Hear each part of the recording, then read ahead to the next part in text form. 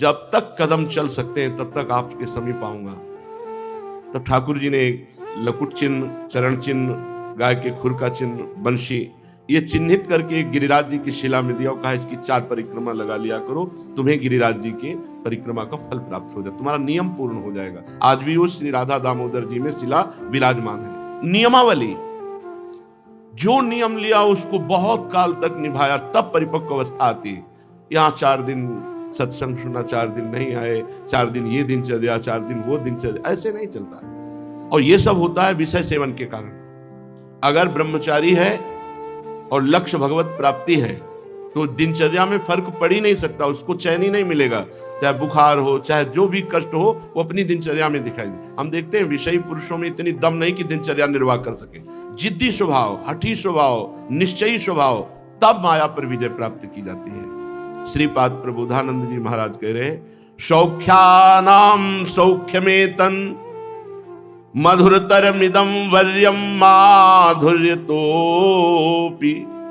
स्वाश्चर्यानामिदं स्वत् अद्भुतं मखिल श्रेयसां श्रेयेतत् दिव्यानां दिव्यमेतत् सदखिल चिज्योतिषां ज्योतिरेतत् यद वृंदारण्यनां स्फुरति रसमयं राधिका कृष्ण धाम।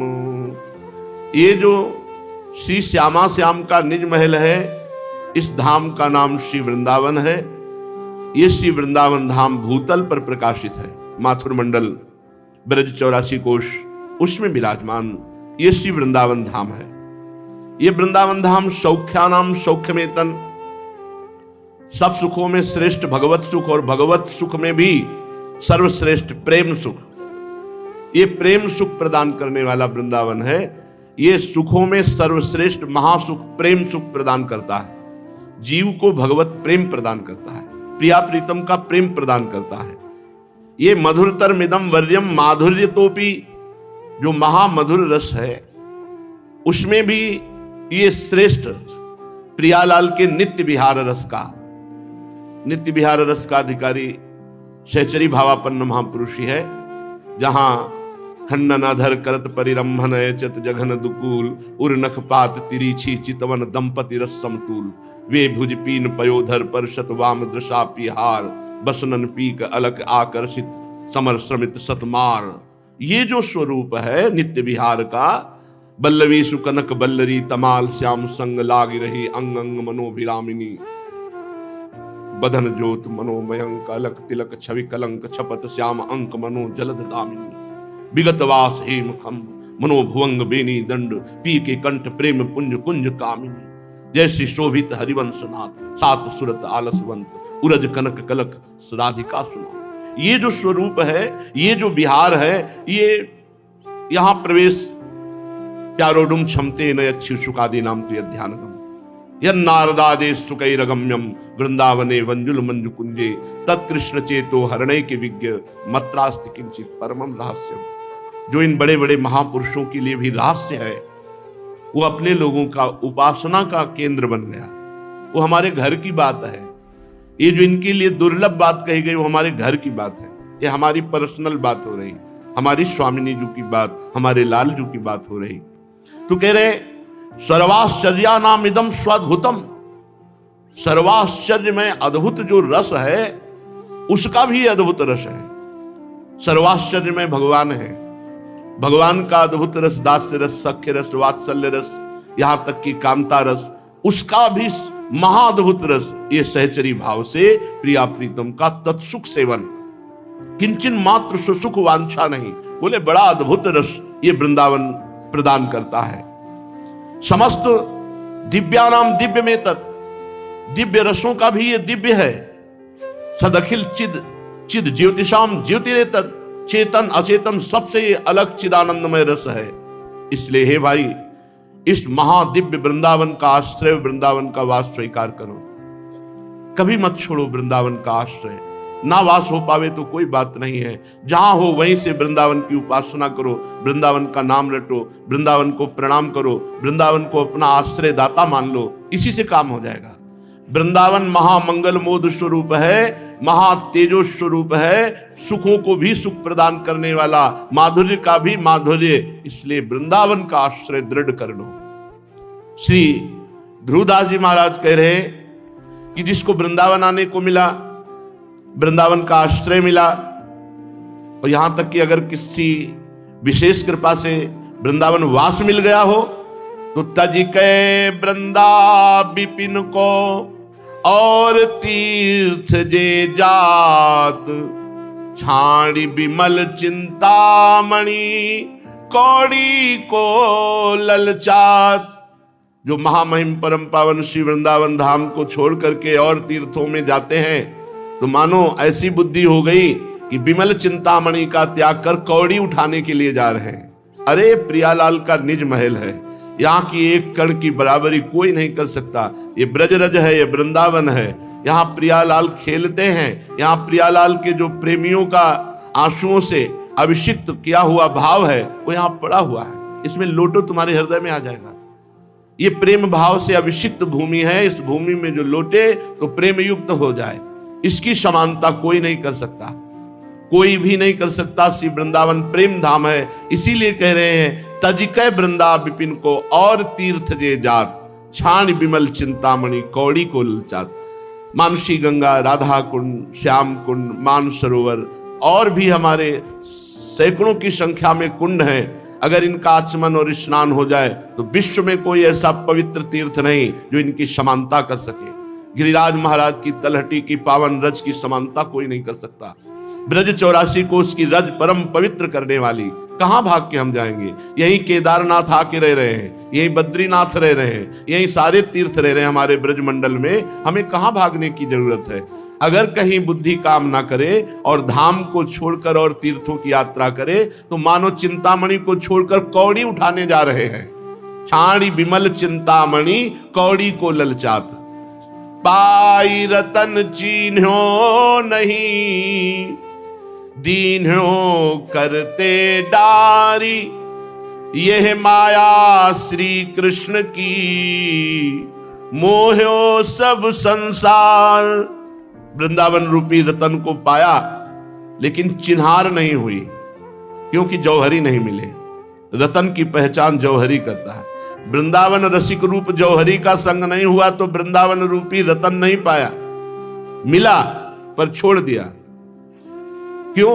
बोले भगवान श्री कृष्ण की ऐसी विचित्र माया है कि पूरे संसार को मोहित किए हुए है। श्री धाम वृंदावन भी उनको साधारण तीर्थ या नगर जैसा लगता है। अरे महामहिम वृंदावन में एक बार प्रवेश हो गया तो नरक नहीं जाओगे।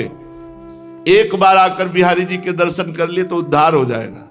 एक बार ब्रज 84 को उसमें किसी पावन तीर्थ में अवगाहन कर लिया, ये सब महामंगल में सर्व पाप नाशक। ऐसे आचमन किया, जल छिड़का, पाप नष्ट हो गए। राधा कुंड, श्याम कुंड, मानसरोवर, मानसी गंगा, ये सब महान पवित्र पवित्र कुंड सरोवर है जिनमें प्रियालाल अवगाहन करते हैं। प्रगट जगत में जगमगे वृंदा विपिन अनूप, नैन अछत दिशत नहीं, यह माया कर रूप। माया का पर्दा हमारे नेत्रों में है, यद्यपि नेत्र हैं फिर भी वो नेत्र नहीं जिनसे हम वृंदावन को देख सकें। प्रगट ये जगत में वृंदावन विराजमान है, बड़ा अनुपम है, महामहिम है, पर माया का पर्दा चढ़ा है हमारे नेत्रों में, इसलिए हमें माया दिखाई दे रही, वृंदावन नहीं। दिव्य कुंज निकुंज जिनमें प्रिया प्रीतम गलबैया देकर विहरण करते हैं, क्रीड़ा करते हैं, ये वही वृंदावन है। नेत्र भी हमारे हैं पर माया का पर्दा चढ़ा है। यही भजन बल से माया का पर्दा जो हटा दिए तो दिव्य वृंदावन दिव्य लीला में प्रवेश पा गए। वृंदावन को जस अमल जिहि पुराण में नाही, ताकी बानी परोजिनी कबहू श्रवणनी माही। जिस ग्रंथ में, जिस पुराण में हमारे प्रियालाल की लीला, श्री वृंदावन कुंज निकुंज यमुना रस रानी, इनकी महिमा वर्णन नहीं है, उस पुराण की चर्चा हम कभी कान में सुनना नहीं चाहते। ध्रुवदास जी कह रहे हैं हमारे कानों में वो बात कभी न पड़े जिसमें प्रियालाल न हो, वृंदावन न हो, यमुना रस रानी न हो, वृंदावन की महिमा शोभा गुण रूप लीला इनका वर्णन न हो, वो बातें हमारे कानों में कभी न पड़े। वृंदावन को जस सुनत जिनके नाही हुलास, तिनको परस न कीजिए तजि ध्रुव तिनको पास। वृंदावन की महिमा सुनते हुए जिनका हृदय उल्लसित नहीं होता, प्रियालाल की बात सुनते हुए जिनको रोमांच नहीं होता, क्यों? क्योंकि वृंदावन और प्रियालाल से अपनापन नहीं है। ऐसे लोगों का स्पर्श न करे, स्पर्श करने से भजन तेज की हानि हो जाती है। जैसे अपवित्र भोजन पाने से, अवैष्णव के हाथ से भोजन पाने से भजन तेज नष्ट हो जाता है, भजन करने का उत्साह और भजन का प्रभाव क्षीण हो जाता है। ऐसे ही जो प्रियालाल से विमुख जन है, प्रियालाल के शरणागत नहीं, धाम के प्रति अपनापन नहीं, नाम जपते नहीं, ऐसे लोगों का स्पर्श करके हम अपना तेज नष्ट करते हैं, अपना प्रभाव नष्ट करते हैं जो भजन से प्रकाशित होता है। इसलिए हमने महापुरुषों को देखा, वो कभी किसी का स्पर्श नहीं करते, दूरी बना के रखते हैं। कोई गले लगना चाहे तो गले नहीं लगते, और जब संत जन, भगवत प्रेमी महात्मा जन, तो दौड़कर गले लगते हैं, हृदय से लगते हैं। क्योंकि हमारा सगा संबंधी वही है जो प्रियालाल से प्यार करता है, जो प्रभु से अपनापन करता है। नाते नेह राम के मनियत सुहृद सुसेव्य जहां लो। जितने भी सुहृद हैं, सुसेव्य हैं, वो वही हैं जो भगवान के प्रेमी हैं, जो भगवान नाम जप करते हैं, जो भगवान से जुड़े हुए हैं। तिनको प्रश्न कीजिए तजि ध्रुव तिनको पास। उनका संग, उनका स्पर्श त्याग देना चाहिए जो भगवत विमुख हैं। भुवन चतुर्दश आदि दय हुए है सबको नाश, इच्छत वृंदा विपिन घन सुख को सहज निवास। ये 14 भुवन ये प्रलय काल के समय सब नष्ट हो जाएंगे, लेकिन वृंदावन में प्रलय की हवा भी प्रवेश नहीं करती। यहां कभी प्रलय नहीं, क्योंकि ब्रह्मा के द्वारा सृजन किया हुआ वृंदावन नहीं, ये वृंदावन स्वयंभू सच्चिदानंद अनादि अनंत है। इसमें माया का जो सृजन पालन संहार लीला है वो इसमें नहीं होती। अभी जो हमारे नेत्र हैं वो मायाकृत है, इसीलिए सृजन पालन संहारमयी त्रिगुणमयी लीला को देख रहे हैं। लेकिन त्रिगुणातीत धाम और लीला ये तभी आएगी जब खूब भजन करो, भजन करो। प्रियालाल कृपा करें हमारे ये त्रिगुण पर्दा हटे माया का, तो हम देख पाएंगे कि त्रिगुणातीत धाम है जहां प्रलय की पवन का भी प्रवेश नहीं है। 14 भुवनों का नाश हो जाएगा। वृंदावन में प्रलयंकारी कुछ भी, नाग्नि न वायु न जल, इनका प्रवेश ही नहीं है। ये चिदानंदमय धाम है। पर इस धाम को तभी जाना जा सकता है जब वृंदावन इह विधि बसे, तजी कै सब अभिमान, तृणते नीचो आपको जाने सोई जान। वृंदावन चिदानंद में त्रिगुण माया रहित है। ये वही जान सकता है जो सब प्रकार के अभिमानों का त्याग करके अपने को तृण से नीच समझता है और यहां सबसे प्रेम का व्यवहार करता है। कोमल चित सब सो मिले, कबहू कठोर न होई, निष्प्रेही निर्वैरता, ताको शत्रु न कोई। वृंदावन वासी को चाहिए अभिमान रहित होकर दैन्य भाव से अपने को तृण से भी नीच समझे, सबसे कोमल प्रेम बर्ताव करे, कभी हृदय को कठोर ना होने दे, किसी से कोई अपना संबंध न रखे, निष्प्रिय निर्वैरता, किसी से द्वेष न करे, किसी से वैर न रखे। वृंदावन वासी का कोई शत्रु, कोई दुश्मन, कोई द्वेषी होना ही नहीं चाहिए, अजात शत्रु, क्योंकि सबसे दैन्य व्यवहार करता है, प्रेम व्यवहार करता है, अभिमान रहित। जहां कहीं द्वेष होता है, शत्रुता होती है, अभिमान से होती है। और वो पहले वर्णन कर दिया कि तजिके सब अभिमान, तृण से नीचो आपको जाने सोई जान। जो अपने को तृण से भी नीच समझकर समस्त अभिमान का त्याग कर दिया, उसका दुश्मन हो ही नहीं सकता, उसका कोई बैरी हो ही नहीं सकता। तो जो निर्वैर है, जो निष्प्रेही है, किसी से चाह नहीं रखता, किसी की अपेक्षा नहीं रखता, ऐसे वृंदावन वासी के हृदय और नेत्रों में श्री प्रियालाल झलकने लगते हैं। जीवन की सार्थकता यही है कि हमारे मानस पटल पर युगल सरकार छाए रहे, एक क्षण के लिए भी कभी विलग न हो। चलते हैं श्रीमद् भागवत महापुराण। श्री युधिष्ठिर जी को राजसूय यज्ञ में देवर्षि नारद जी मोक्ष धर्म का वर्णन कर रहे हैं कि कौन मोक्ष को प्राप्त होता है।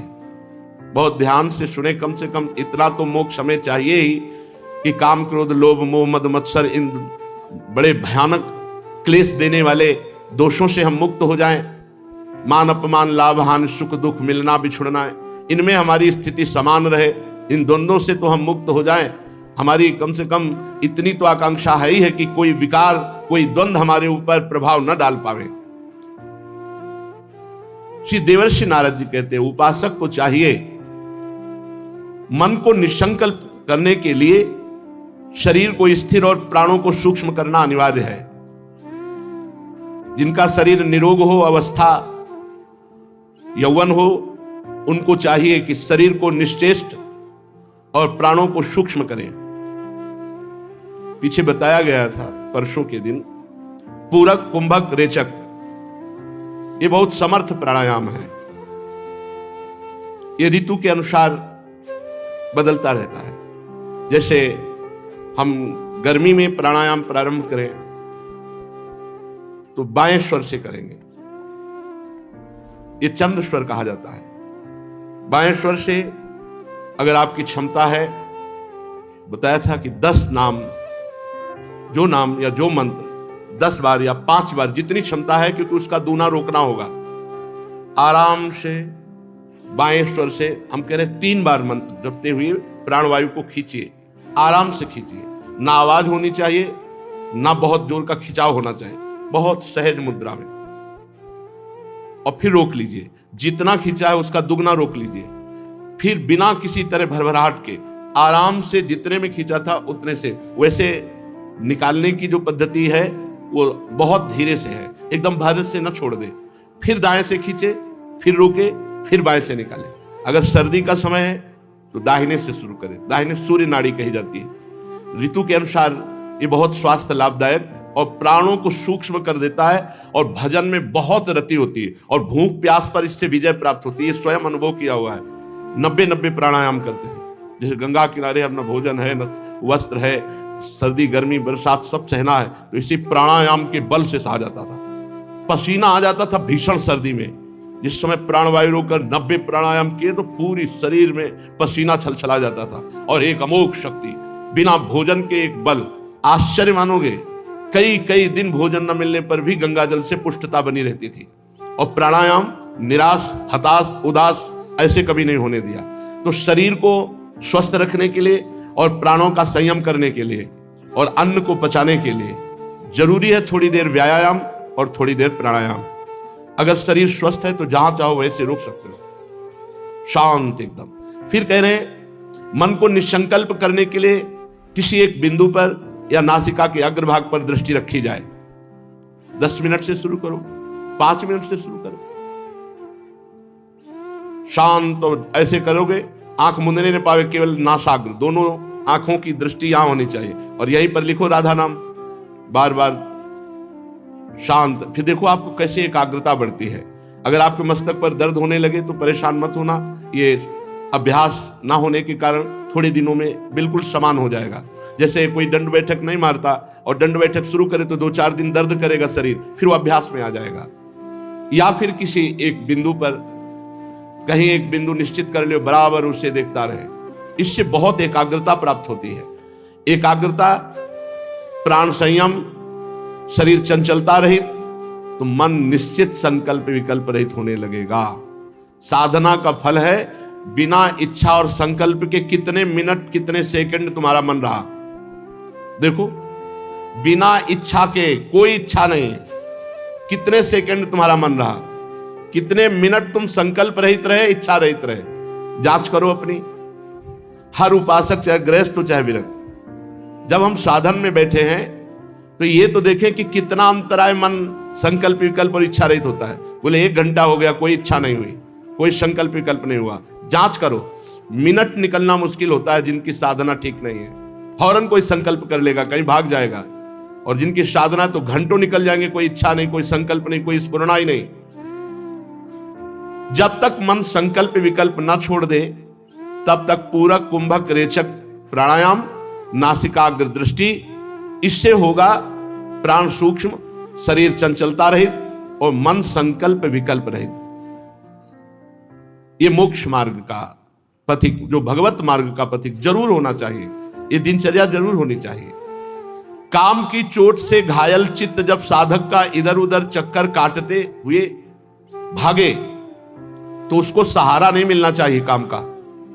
चलो उस व्यक्ति के पास चलते हैं, या वो क्रिया कर लेते हैं, या वो दृश्य मोबाइल में देख लेते हैं। कोई भी सहारा ना मिले तो चक्कर काट के वो 1 सेकेंड में फिर आ जाएगा आपके पास। अगर कोई सहारा है बस वहीं चला जाएगा, फिर आपको विचलित कर देगा। मोबाइल खोलो या कोई क्रिया करो या किसी व्यक्ति के पास चलो, कोई सहारा अगर है तो फिर मन आपके बस में नहीं होने वाला। काम की चोट से घायल चित्त जब साधक का इधर उधर चक्कर काटता है तो उसे कोई सहारा नहीं मिलना चाहिए। जैसे जल जहाज का पक्षी उड़े और उसे कोई अन्य बैठने को लिए ना मिले तो पुनः वहीं आकर बैठ जाएगा, ऐसे ही मन पुनः साधन में लग जाएगा, और अगर सहारा मिल गया तो भ्रष्ट कर देगा।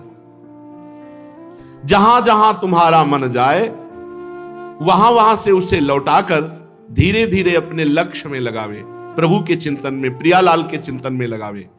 जब साधक निरंतर इस प्रकार अभ्यास करता है तो जैसे ईंधन अग्नि में ना डाला जाए तो अग्नि कुछ समय बाद शांत और बुझ जाती है, ऐसे विषय भोग ना दिया जाए तो मन और जनेंद्री ये शांत हो जाए। पर शांत हो गए इसका मतलब ये नहीं कि तुम काम विजयी हो गए हो। अगर फिर घास डाल दोगे तो फिर उसमें अग्नि जल उठेगी। अभी वो शांत हुई है, पूरी बुझी नहीं है। बुझती है परमात्मा प्राप्ति के बाद, जहां परमात्मा साक्षात्कार हुआ तो नहीं स्वात्मा रामम विषय मृग तृष्णाम भ्रमयति। आत्माराम पुरुष को फिर ये झूठे विषय फंसा नहीं सकते। थोड़े ही समय में साधक का चित्त शांत हो जाता है। जब काम वासनाएं चोट करना बंद कर देती हैं, वृत्तियां शांत हो जाती हैं, चित्त एकाग्र हो जाता है, उसी समय ब्रह्मानंद भगवदानंद का स्फुरण होता है। जहां ब्रह्मानंद का स्फुरण हुआ तो निज सुख बिन मन होए कि थिर। अब निज सुख मिला, अब मन कभी उसका बाहर नहीं जाएगा। ब्रह्मानंद भगवदानंद का जो ही स्फुरण हुआ अब मन बाहर नहीं जाएगा। कब हुआ? फिर एक बार ध्यान से सुन ले, बहुत सुंदर साधना की बात है। जब तक मन संकल्प विकल्प नहीं छोड़ता तब तक भगवत मार्ग पुष्ट नहीं होता। इसके लिए शरीर का चंचलता रहित होना, बार बार ऐसे ऐसे ऐसे चंचलता रहित होना, दृष्टि का गंभीर लक्ष्य पर, किसी बिंदु पर या नासिका के अग्रभाग पर, पूरक कुंभक रेचक प्राणायाम के द्वारा प्राणों को सूक्ष्म कर लेना। अब काम की चोट से घायल हुआ चित्त साधक का इधर उधर जहां भटकता है उसे कोई सहारा नहीं मिलना चाहिए, तो वो वहां से लौटकर धीरे धीरे बार बार जाएगा और लक्ष्य में आ जाएगा। और जब साधक निरंतर ऐसा अभ्यास करता है, केवल उसे विषय संयोग ना मिले तो ईंधन के बिना जैसे अग्नि बुझ जाती है, ऐसे ही विषय सेवन ना होने पर उसका मन शांत हो जाता है।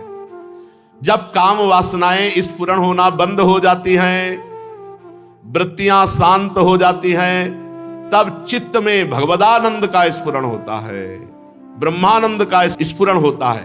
अब कभी उसके अंदर वासना नहीं जगेगी, क्योंकि ब्रह्मानंद का जहां सुख मिला, भगवदानंद का सुख मिला, अब मन झूठे विषयों में नहीं जाएगा। विरक्त को चाहिए कि जब वो अर्थ से, काम से और साधारण धर्मों से विरक्त हो गया है तो पुनः इनका कभी जीवन में स्वीकार नहीं करना चाहिए, इनका सेवन नहीं करना चाहिए। लोक धर्म का, अर्थ का, काम का त्याग करके ही तो हम विरक्त हुए हैं। यदि सेवे तान भिक्षु स वै वांतास्य पत्रपहा। धर्म का भी त्याग, अर्थ का भी त्याग, काम का भी त्याग, वो मोक्षावलंबी है, वो प्रेम मार्गी है, तो उसके लिए अब कोई नहीं। त्यज लोक धर्मान, लोक धर्मों का त्याग कर तो वैरागी हुआ है। जिन्होंने विरक्त होने के समय अपने शरीर को मृत्युग्रस्त जाना, विष्ठाक्रमी राख बन जाएगा ये जाना, तो फिर वो इस शरीर को सुख कैसे देने लगे, इस शरीर का सेवन कैसे करने लगे। ये चारों नष्ट हो जाते हैं। जो गृहस्थ अपने गृहस्थ धर्म के कर्म का त्याग कर देता है वो नष्ट हो जाता है। जो ब्रह्मचारी ब्रह्मचर्य व्रत का त्याग कर देता है वो नष्ट हो जाता है। जो वानप्रस्थ गांव में घरों में रहने लगता है वो नष्ट हो जाता है। इंद्रिय लोलुप सन्यासी जो भोगों के भोगने में, तो वो नष्ट हो जाता है। ये चारों आश्रम के कलंक हैं और ये ढोंगी है और ये पाखंड करते हैं, इन मूढ़ों की बड़ी दुर्गति होगी। ऐसा श्रीमद् भागवत कह रहे। जो कर्म त्यागी गृहस्थ है, व्रत त्यागी ब्रह्मचारी है और वानप्रस्थ गांव में रहता है और सन्यासी होकर इंद्रिय लोलुप है, ये चारों ढोंगी हैं, चारों कलंकी हैं, चारों अपने परमार्थ से रहित मूढ़ गति को प्राप्त होते हैं। आत्मज्ञान प्राप्त करके वासनाओं को निर्मूल करना, यही सन्यास धर्म है। आत्मज्ञान प्राप्त करके निर्वासनिक होना, यही सन्यास का लक्षण है। अपने परब्रह्म स्वरूप आत्मा को जब जान लिया तो फिर भोगों की तरफ कैसे वृत्ति, विषयों की इच्छा कैसी, भोक्ता भाव कैसा, ये इंद्रिय लोलुपता, शरीर का पोषण बैरागी सन्यासी को त्याग देना चाहिए। उपनिषदों में कहा गया है कि शरीर एक रथ है और 10 इंद्रियां इस रथ में जोते हुए घोड़े हैं और मन इन इंद्रियों को वश में करने वाली लगाम है। अर्थात घोड़ों को जैसे वश में करने वाला लगाम, ऐसे मन लगाम। शरीर एक रथ है, 10 इंद्रियां इसके घोड़े हैं और मन घोड़ों की लगाम है और ये विचरते हैं शब्द स्पर्श रूप रस गंध और इनका सारथी है बुद्धि, बुद्धि है सारथी। चित्त ही भगवान के द्वारा निर्मित बांधने वाली विशाल रस्सी है। 10 प्राण धुरी है, धर्म और अधर्म पहिए हैं और इनका अभिमानी रथी जीव है। जीव, देहाभिमानी जीव रथी है। अब अगर लक्ष्य पर चले तो कह रहे हैं ओम या भगवान का जो भी नाम, इसमें प्रणव लिखा हो, ये ओंकार ही रथी का धनुष है। शुद्ध जीवात्मा लक्ष्य बनाए परमात्मा का, अर्थात निरंतर नाम चिंतन या प्रणव चिंतन के द्वारा संसार का चिंतन छोड़कर आत्म स्वरूप में स्थित हो जाए। इस यात्रा का फल है भगवत प्राप्ति। राग द्वेष, लोभ शोक मोह भय, मद मान अपमान, दूसरों के गुणों में दोष निकालना, छल हिंसा, दूसरों की उन्नति देखकर जलना, ईर्ष्या, तृष्णा, प्रमाद, भूख और नींद, ये शत्रु हैं। इन पर विजय प्राप्त करना चाहिए। साधन में चलने पर ये बड़ी बाधा पहुंचाते हैं। फिर सुन लो, राग, किसी भी शरीर से अत्यंत प्रेम हो जाना राग कहते हैं। यही राग जब भगवान की तरफ लगता है तो अनुराग कहा जाता है और यही राग जब शरीरों की तरफ लगता है तो बहुत बंधन कारक होता है। जैसे हिरण से राग हो गया तो अगला जन्म हिरण का, और जब राग होता है और प्रतिकूल व्यवहार हो जाए तो फिर द्वेष हो जाता है। साधक इनसे बचे, राग और द्वेष से। ना किसी से अपनापन और ना किसी से द्वेष। द्वेष होगा तो जलते रहोगे, अपनापन होगा तो जलते रहोगे, दोनों तुम्हारे हृदय को जलाएंगे। और लोभ, धन का लोभ नहीं होना चाहिए। जब परमार्थ में चले हैं तो जैसे भगवान जीवन निर्वाह करें, धन की याचना नहीं करनी चाहिए, धन के लिए प्रयास नहीं करना चाहिए, धन का संकल्प भी नहीं बनाना चाहिए कि इतना धन आ जाए। नहीं, जो दे दें उसी से व्यवहार करो। शोक, कोई मर जाए मिट जाए, शोक नहीं करना चाहिए। शोक तभी नहीं होगा जब ये ज्ञान होगा कि इसका नाम मृत्यु लोक है, यहां जो जन्मा है वो मरेगा, अपने समय से मरेगा, जाएगा, यहां अपना कोई नहीं है। बहुत बुरी दशा हो जाती शोक में। अकेला लड़का है, बहुत बढ़िया पढ़ रहा था और पधार गया। अब माता पिता परिवार की हालत, वर्षों वो दुख से नहीं निभर पाते। ये शोक बड़ा भयावना है। मोह, ये मेरी पत्नी है, मेरा पुत्र है, मेरी पुत्री है, मेरा घर, बड़ा मोह का जाल फैला है। मोह बहुत भगवान का विस्मरण कराता है। मोह गए बिनु राम पद होई न दृढ़ अनुराग, मोह मूल बहुशूल प्रद त्याग उत्तम अभिमान। ये मोह जो है बहुत बंधन कारक है। ये मोह नष्ट होता है खूब सत्संग सुने, नाम जप करे, इसी से नष्ट होता है। भय, अब जैसे भगवान के भजन में चल रहे तो मन बेमतलब भय दिया करता है। संसार भयावह है, कई तरह के भय लगे रहते पीछे। इज्जतदार को कहीं हमारी अपमान न हो जाए, कोई बेइज्जती न हो जाए, धनी को कहीं हमारा धन न खो जाए, बहुत तरह की वृत्तियां होती हैं। भय न करो, भगवान के चरणों का आश्रय लियो, भय नहीं। योगक्षेमम वहाम्यहम, अप्राप्ति की प्राप्ति और प्राप्ति की रक्षा, ये दोनों भगवान संभाल लेते हैं। मद विद्या आदि का, धन आदि का मद होता है, या बहुत तरह का हमारा बड़ा महत्व है, इसका भी मद होता है। रूप का मद होता है, कुल का मद होता है, बहुत तरह के मद होते हैं, इनका त्याग कर देना चाहिए। ये मद अभिमान उत्पन्न होता है, भजन का भी होता है कभी कभी अभिमान। इस तरह के जो अभिमान है वो भगवत प्राप्ति में बहुत बाधक है। अपमान दूसरों का करना नहीं, अपना सहना है। परमार्थ में अपमान किसी का करना नहीं, और अपना अपमान हो तो हंसकर सह जाना। नीचापमानम सुधा, नीच पुरुषों द्वारा किया हुआ अपमान अमृत के समान सह जाना है। और असूया, दूसरे की जब प्रशंसा सुनते हैं तो उसमें जो हम दोष निकालते हैं, दूसरे के गुणों में दोष निकालना, ये बहुत घातक है। पर प्रायः उपासक चूक कर बैठता है। जहां किसी की प्रशंसा, अरे वो तो ऐसा, फौरन निंदा कर देगा। और निंदा किए से आवत नहीं कछु हाथ, मूर्ख पर्वत पाप को ले चल अपने साथ। बेमतलब पाप रूपी पर्वत अपने सर पर डाल लिया। दूसरे की निंदा करने से कोई लाभ नहीं मिलता। तो दूसरों के गुणों में दोष देखना, पर दोष दर्शन, पर चर्चा, पर निंदा, ये भगवत मार्ग में बहुत बाधक है। इसको पकड़ ले कि हमें पर दोष दर्शन नहीं करने, पर निंदा नहीं करनी, पर निंदा नहीं सुननी। अगर ये नियम ले लोगे तो बहुत अच्छा रहेगा, नहीं तुम्हारे भजन में बाधा यही सब बातें कर देती है। वाणी से निंदा करने में बहुत सुख का अनुभव होता है मलिन हृदय को। छल, सामने कुछ कह रहे हो पीछे कुछ हो, बात कुछ कह रहे हो हृदय में कुछ है, ये छल कपट है। ये भगवान को अच्छा नहीं लगता, इसलिए उपासक को अपने हृदय में ऐसा छल कपट धारण नहीं करना चाहिए। जो बोल रहे हैं वही हृदय में, जो हृदय में वही बोल रहे हैं, जो सामने वही पीछे, जो पीछे वही सामने। अंतराय नहीं होना चाहिए, सामने कुछ पीछे कुछ, मुख में कुछ हृदय में कुछ, इसे छल कपट कहते हैं। हिंसा, वाणी से, शरीर से, मन से किसी की किसी भी तरह पीड़ा देना, दुख पहुंचाना, ऐसे कठोर वचन बोलना, ये सब हिंसा के अंतर्गत आते हैं। उपासक को ऐसा नहीं करना चाहिए। दूसरे की उन्नति देखकर जलना, ये ईर्ष्या। कल एक बहुत अच्छे साधक ने प्रश्न किया था कि जब हम विचार करते हैं तो हमें पूरी साधना में एक शब्द मिला जो बहुत घातक है, ईर्ष्या।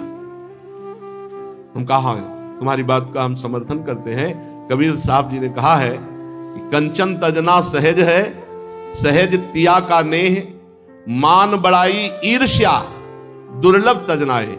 दूसरे की बड़ाई सुनकर हृदय में जलन हो जाना, इसे ईर्ष्या कहते हैं। अरे यहां तक कि अपने से ज्यादा कोई भजन करता है तो उसे देखकर ईर्ष्या हो जाती है। बहुत ही ईर्ष्या घातक वस्तु है, बहुत घातक वस्तु है। बहुत ही ईर्ष्या बहुत ऊंचाई तक है। बहुत अच्छे अच्छे साधकों में, संतों में ये पाई जाती है।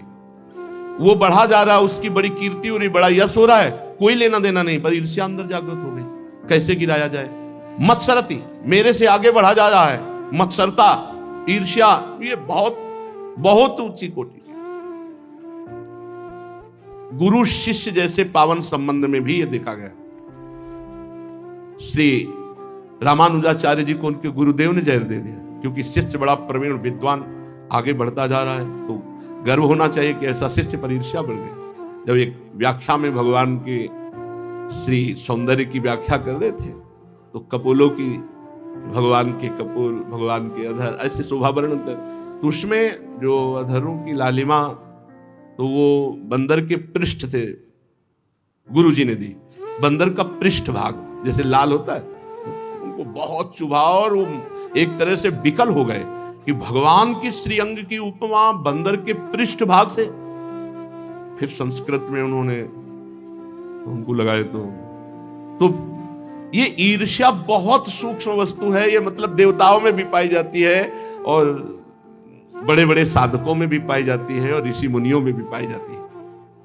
जो भगवत प्राप्त है वहां तो ईर्ष्या का प्रवेश नहीं होगा। नहीं तो ईर्ष्या, वशिष्ठ जी के 100 पुत्र मरवा डाले विश्वामित्र जी ने।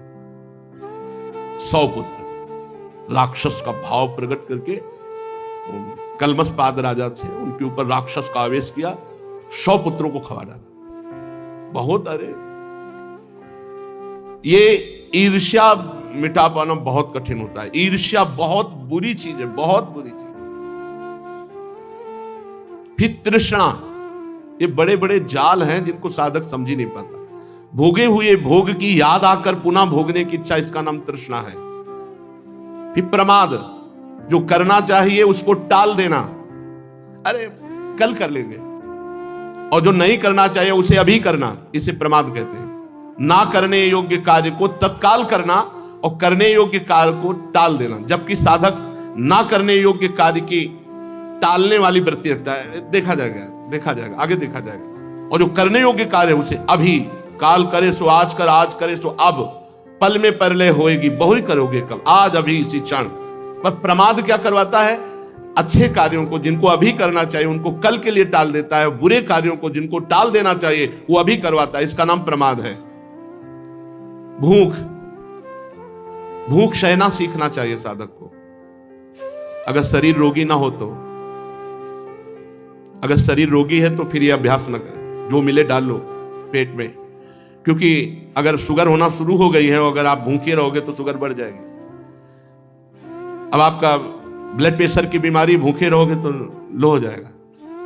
कई ऐसी, अगर शरीर बीमार है ना तो जरूर आहार पाइए, क्योंकि अब उसमें नियम में न मत लाइए कि अब हम भूख का अभ्यास सह रहे हैं, नहीं चलेगा, नहीं गिरोगे धम्म से, चक्कर आ जाएगा। शरीर अगर स्वस्थ है तो अभ्यास करना चाहिए। अब तो शरीर कैसे बताए कि किसका स्वस्थ है? अगर 100 लोग खड़े किए जाए तो 1-2 भले निकल आवे, नहीं तो 98 तो कहीं ना कहीं दवा, कोई ना कोई बीमारी, ऐसा समय आ गया है। नौजवान भी बीमार है, blood pressure low, blood pressure high, sugar, ये वो, छोटे छोटे बच्चे चश्मे लगाना, अवस्था हो जाए 50 के बाद की अवस्था में तो चश्मा की मांगना, कोई नजदीकी देखने में थोड़ा परेशानी आने लगती है। दूर का तो दीवार में वहां लिख दो आप पढ़ लेंगे, लेकिन जैसे नजदीक है तो ऐसा लगने लगा कि क्या अक्षर है, लिपा सा। भूख में वही अभ्यास करें जिनका शरीर स्वस्थ हो, अन्यथा जरूर पाना चाहिए। ये हमने देखा, जैसे आपका ब्लड प्रेशर की बीमारी है तो आपको पाना चाहिए, खाली पेट नहीं रहना। शुगर की बीमारी तो खाना चाहिए। कोई भी बीमारी हो तो थोड़ा समय से थोड़ा थोड़ा करके पा लीजिए। उसको ऐसे ले ले कि अब जहां 4 रोटी पाना है वहां 2 पा लीजिए, पर भूखा न रहे जो इसका शरीर बीमार है। और नींद एक समय से लेना चाहिए, नींद का एक अभ्यास कर लेना चाहिए। और इस पर लड़ाई लड़नी होती है नींद से। नींद से अगर लड़ाई नहीं लड़ी ना तो बुढ़ापे में तो और आती है कस के। नींद पर विजय प्राप्त करनी चाहिए साधक को, और वो अभ्यास से होती है। गुरु आश्रम में जब प्रारंभ में थे तो वो अभ्यास के लिए आपको बता रहे, 10 बजे शयन और 2 बजे उठा देते थे गुरुदेव भगवान। नई अवस्था 11, 12, 1, 2, 4 घंटे, और दोपहर में 1 घंटे विश्राम का समय, 1 घंटे सो जाओ, 5 घंटे शयन। धीरे धीरे धीरे धीरे धीरे उसको समय को कम करता चला जाए, धीरे धीरे धीरे 10-10 मिनट, 20-20 मिनट कम करता चला जाए। और नाम जप अगर नहीं करोगे तो ऐसे जागने से कोई फायदा नहीं है। भजन के लिए जागा जाता है, थोड़ी के फिल्मी गाना सुन करके जाग जाओ, या ऐसे कान में लगाए हो इधर उधर के मोबाइल की बातें सुन के बोले जागते रहे। हम भी जगते हैं, 2 बजे रात तक जगते हैं और 10-11 बजे दिन तक सोते हैं। तो जगते तो लोग है ही हैं, पर वो भजन में थोड़ी जगते हैं। फालतू जगना है, वो फालतू जगना। नींद पर शासन करें, ये साधक के दुश्मन है। फिर सुन लो, राग, द्वेष, लोभ, शोक, मोह, भय, मद, मान, अपमान, दूसरे के गुणों में दोष निकालना, छल, हिंसा, दूसरे की उन्नति देखकर जलना, ईर्ष्या, तृष्णा, प्रमाद, भूख और नींद, ये शत्रु हैं, भगवत प्राप्ति होने में बाधा पहुंचाते हैं। रजोगुण और तमोगुण के कारण इनकी वृत्तियां टिकती हैं। यदि सतोगुण हो तो इनकी वृत्तियां नहीं टिकेंगी, स्फुरण होगा वह नष्ट हो जाएगी। ये मनुष्य शरीर रथ है, इसे अच्छी दिशा में चलाओ भाई, भगवत मार्ग में चलाओ, धर्म मार्ग में चलाओ, पाप की तरफ, अधर्म की तरफ, बुरे मार्ग की तरफ मत ले जाओ। इसमें बहुत शक्तियां विराजमान हैं तुम्हारे शरीर के अंतर्गत, जागृत करो उनको। गुरुदेव के चरण कमलों की सेवा पूजा से शान धराई हुई ज्ञान की तीखी तलवार लेकर सब गंदे बातों को काट दो। जितनी अभी बातें बताई गई इनको काट दो, राग, द्वेष, शोक, मोह, अभिमान सबको काट दो। और अपने स्वरूप रूपी सिंहासन पर विराजमान हो जाओ। गुरुदेव के चरण कमल रूपी सेवा पूजा की सान धराई हुई ज्ञान की तीखी तलवार से सब दोषों को काट दो, फिर स्वरूप सिंहासन पर विराजमान हो जाओ और शांत भाव से शरीर छूटने का इंतजार करो। जब छूट जाए उसको कोई भय रहेगा? जो स्वरूप बोध महात्मा है। अगर साधन में तनिक भी प्रमाद किया तो इंद्रिय रूपी दुष्ट घोड़े गलत मार्ग पर ले जाएंगे। बुद्धि रूपी सारथी रथ के स्वामी को फंसा देगी उल्टे मार्ग में ले जाकर, और विषय रूपी लुटेरे सब कुछ लूट लेंगे, और डाकू सारथी और घोड़ों सहित रथी को मृत्यु रूपी भयावने अंधकार इस संसार रूपी कुएं में गिरा देंगे। इसलिए बहुत सावधान होकर बुद्धि रूपी सारथी मन रूपी लगाम को खींचकर इंद्रिय रूपी घोड़ों को भगवत मार्ग में चलाए। दो मार्ग हैं, एक है प्रवृत्ति मार्ग जो गृहस्थी में विषय सेवन करते हुए भगवत प्राप्ति, और एक है निवृत्ति मार्ग जो विषयों का त्याग करके विरक्त मार्ग से भगवत प्राप्ति। निवृत्ति परक, प्रवृत्ति परक कर्म मार्ग से बहुत कठिन है भगवत प्राप्ति। लड़का बच्चा परिवार घर गृहस्थी, अब अगर उसमें ये कर ले कि सारे कर्म भगवान को समर्पित और हर समय नाम जप करे तो पक्का भगवत प्राप्ति हो जाएगी। कह रहे हैं जो गृहस्थी मार्ग है प्रवृत्ति परक, इसमें इतने कर्म है, इतनी झंझटें हैं, इतनी समस्याएं हैं कि वो भगवत प्राप्ति की सोच भी नहीं सकता। बस ये रुपया मिल जाए, ये समस्या का समाधान हो जाए, बेटी का दूल्हा, अब वो मिल गया, अब वो दूल्हा सता रहा है बेटी को, अब बेटी आके घर में रो रही कि अब हम क्या, कितनी समस्याएं, एक समस्या है। जन्म मृत्यु चक्र से मुक्त होने के लिए जब तक भगवान का आश्रय भजन नहीं होगा, तो चाहे गृहस्थ हो चाहे विरक्त, उत्तर नहीं सकता। बारी मथे घृत होए बरु सिकता ते बरु तेल, बिनु हरि भजन न भवतरी या सिद्धांत पेल। जब घर गृहस्थी में पत्नी एकांत में मिलकर हंसती बात करती है, उस समय का सुख, जब छोटे छोटे बच्चे गले लगकर तोतली वाणी में पापा बोलते हैं, मम्मी बोलते हैं, उस समय का सुख पूरे हृदय को खींच लेता है। भगवत प्राप्ति भजन बड़ा कठिन है, बहुत कठिन है। बातें बना लेना अलग, बहुत कठिन है गृहस्थी में रहकर भजन करना, तो विरक्ति में रहकर सहज थोड़ी है। माया दूसरे जाल फेंकती है, भोगों के जाल फेंकती, प्रणाम नमस्कार वाह वाह हमारा नाम हो जाए, इस तरह के जाल में फंसा देती है। उपासक को चाहिए, चाहे वो गृहस्थ उपासक हो चाहे विरक्त, सावधान होकर के एकमात्र भगवान की प्राप्ति का उपाय करें। इस जन्म में भगवान प्राप्त हो जाए। ये कुआं खोदवाना, बगीचा लगाना, प्याऊ लगाना, ये बड़े बड़े धार्मिक कार्य हैं। अगर इनका लक्ष्य भगवत प्राप्ति तब तो सार्थक हुआ, नहीं तो पुण्य कर्म हो गए। भगवत प्राप्ति कुछ तुमसे न बने, बस नाम जप करो और अपने धर्म से धन कमाओ और गृहस्थी का पालन करो, इसी से भगवत प्राप्ति हो जाएगी। नाम जप नहीं है तो सब जीवन व्यर्थ हो जाएगा। युधिष्ठिर गर्भाधान से लेकर अंत्येष्टि पर्यंत संपूर्ण संस्कार जिनके होते हैं, ठीक उन्हें द्विज कहते हैं। अगर ये भजन नहीं करते तो इनकी दुर्गति है। सब संस्कार ठीक किए लेकिन भजन नहीं हुआ, चाहे निवृत्ति परक हो चाहे प्रवृत्ति परक, जीवन व्यर्थ गया। इसलिए आ उमा, ये तीन स्वरों के रूप में रहने वाले भगवान का स्वरूप प्रकाशित करने वाले प्रणव ओम, इसका निरंतर स्मरण करें, यहां वर्णन करें। भगवान के अनंत नामों में एक नाम प्रणव है। ये वेद में उद्गीत नाम से कहा गया, बड़ी महिमा है इस नाम की। जो निवृत्ति परायण ज्ञानी जन है वो इसी को जपते हैं। सायंकाल शुक्ल पक्ष पूर्णमासी उत्तरायण के अभिमानी देवता जो ज्ञानी जन है वो यहां से गुजरते हुए ब्रह्मलोक में पहुंचते हैं और ब्रह्मलोक के भोगों को स्वीकार करके फिर वो मुक्त हो जाते हैं। सीधी गति है यदि नाम जप करोगे, कहीं नहीं जाना पड़ेगा। नाम जप करोगे तो सीधे भगवान के पास जाना पड़ेगा और साधनों की क्रमशः गति होती है। देवयान मार्ग पितृयान मार्ग, इनका बड़ा शास्त्रों में वर्णन है। शरीर पंचभूतों का अवयव है, इससे अंदर सूक्ष्म शरीर, ये सब मायाकृत है, खोज करने पर इनकी सत्ता नहीं मिलती। इसलिए उपासक अंतःकरण और स्थूल शरीर और स्वभाव, इन सबको मायाकृत समझकर इसका दृष्टा बने, इनसे अलग रहे। बड़ा कठिन है इससे अलग रह पाना। जागृत में एक शरीर नहीं रहता, स्थूल शरीर जो जागृत में है, तो स्वप्न शरीर में जब हम पहुंचते तो इस जागृत वाला स्थूल शरीर नहीं रहता, और जब हम जागृत में आते तो स्वप्न वाला शरीर नहीं रहता, और जब सुषुप्ति में चले जाते तो जागृत स्वप्न दोनों का शरीर नहीं रहता। क्या इनकी सत्ता है? जो कुछ ही घंटों में जिनकी सत्ता लुप्त हो जाती है, वो क्या सत्य है? हम त्रिकाल सत्य हैं। जो हम जागृत में थे वही स्वप्न में है, वही सुषुप्ति में है।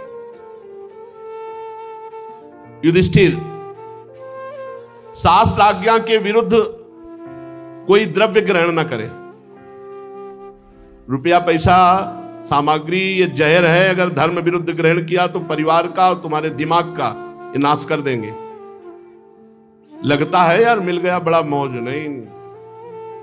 एक संत अपने शिष्यों के साथ जा रहे थे तो रास्ते में 4 थैलियां पड़ी थी, असरफियों की भरी हुई, स्वर्ण की मुद्राएं उस समय चलती थी।